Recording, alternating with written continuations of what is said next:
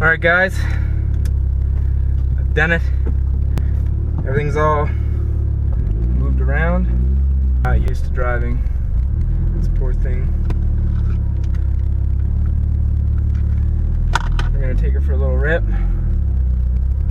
Put a little bit of fuel in it, drive it around a little bit, break all the rust crusties off the brakes and everything. And yeah, see how the car reacts to the new setup. Oh my god, this feels so right, guys. You have no idea. Creaming myself. Listen to it. I'm trying to be courteous of the neighbors. The roads are really poopy. Really poopy. Oh, what am I doing? Traction control is on. Oh, might as well turn off AYC too. All is good. Boys, did you hear that? Did you hear that? Oh. Listen to it. So guys, if you guys are just joining, or haven't been, oh, so sideways. So sideways. So easy. If you guys are just tuning in here, I have just finished putting the recirc valve onto the car again. It came stock with the recirc kit, but me, being a weirdo I guess, and drunken night, ordered a blow-off valve, which doesn't really go very well with most intakes. I got the HKS kit, which is good for the stock setup for the intake, except after that it's useless because you have to take it all off or whatever. If you get it, like I have an ETS intake. In order to use my HKS kit, I just had to block off the recirc port that comes with it. At the intake that has the recirc connections for the stock recirc valve. So I got that. When I brought it in, I was like, ah, crap, doesn't really work for the HKS kit. So I took the HKS kit off, except for the bracket, which is you get at. So I'm gonna wait for that until someone wants to buy it. So I got now the stock recirc valve on, which matches up with the ETS intake perfectly. Like, I love it.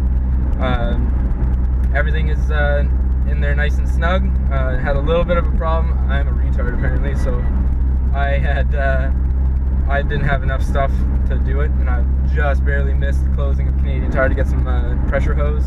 But I didn't get the right size pressure hose. The size that I got was good for the HKS, but not for the, what are you doing?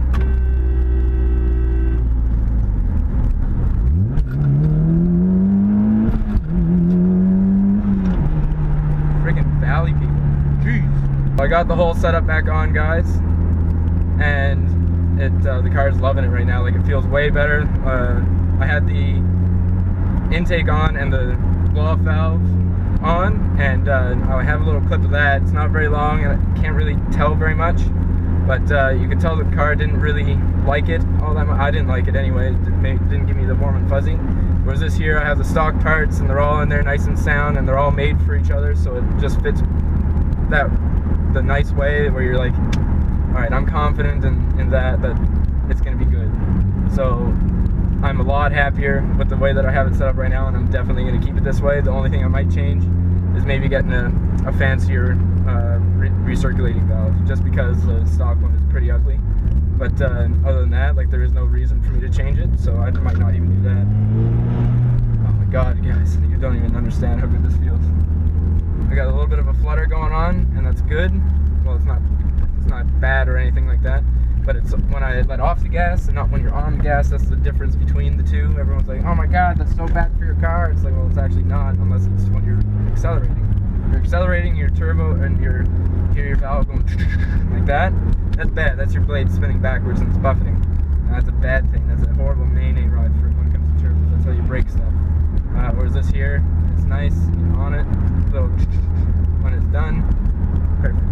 Means the valve's working properly and the flow is correct.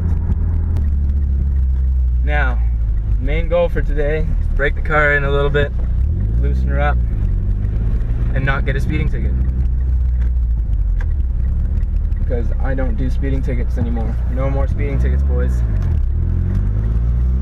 Oh, I miss having an automatic window and not a freaking roll-up window.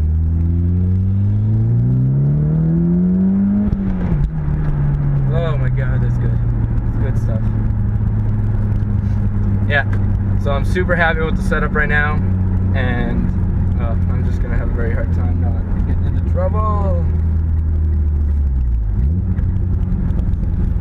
Oh man. Ooh, what are you doing? No, I'm just gonna go. Okay, you're good. So many people pulling out in front of me there, guys. It's ridiculous. I miss it so much, you guys. Like, it's not even fair. Like, when does the salt go away? Like, I literally have to take this car out for a drive, take it back, and then wash it completely, or else it's just so much salt. Like, I don't even think they know what sand is here, because it's just snow, dirt. Even dirt would suffice. I'd be alright with dirt. And salt. They just do salt. Like, they're so small they probably salt the skating rinks. And they're like, hey, why isn't the snow staying here? What's happening?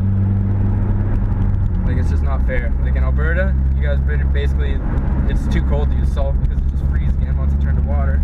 So you guys just use sand. So you guys are so lucky to be able to keep your Evos out all year and not have to worry about it looking like a bag of crap the next year when you go to put it into shows. It's ridiculous. It feels like I'm literally getting my butt on the ground compared to the truck. Like, this, it's too cold to run. It's January. Smarten up. No slush. No, that gets everywhere. No, get the plane.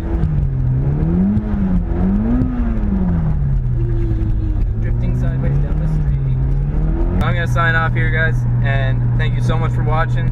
Stay tuned for more. Unfortunately, not very much of it's gonna be about the Evo because it's away.